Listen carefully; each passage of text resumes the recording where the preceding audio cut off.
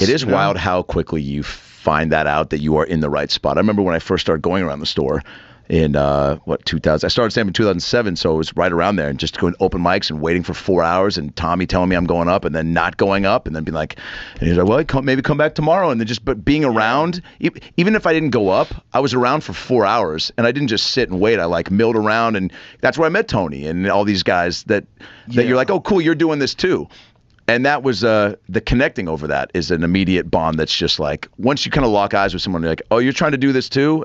Unspoken respect, and then also like, oh, cool, somebody that like, oh, we both didn't go up, or you got up, oh, cool, yeah, well, dude, next time maybe do this, and then, oh, where are you going now? You know, it's late, like, I'm jazzed from watching 4 hours of comedy and not going up, and I feel like it's sad if I just go to bed. So, oh, well, let's go fucking play video games and smoke weed and talk about our experience of that night. Yeah. And there are wild times that you don't appreciate at the moment because you're worried.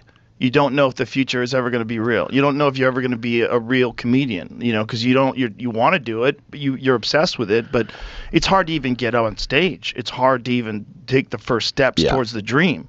So it's like, even though it's an amazing time, and you're going to look back on it so fondly forever, at the time it's crazy. At the time, you just don't know. And that not knowing and not being able to control your destiny as a young person is one of the most terrifying and paralyzing feelings, because you don't know if it's going to happen in whatever you're trying to do. You're a fog of, you know, hope and dreams, and I don't know. I can't see the future. I don't know if it's ever going to work out. The uncertainty that is a constant cloud over your head, but also the appropriate amount of delusion and enthusiasm for wanting to make it, right? Yeah. Or make it. I mean, just wanting to be able to work in this world. Well, I was very fortunate that I'm a very determined person, because I was terrible when I started.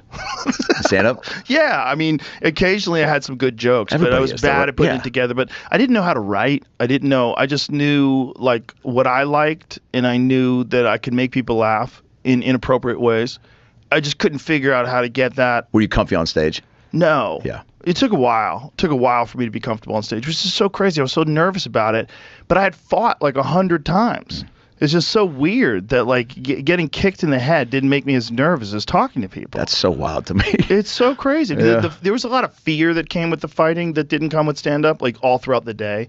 Like you'd have massive anxiety all throughout the day when sparring days. You'd have massive anxiety when you're going to a tournament. And that's when I became funny, because I would make everybody laugh when we were all freaking out.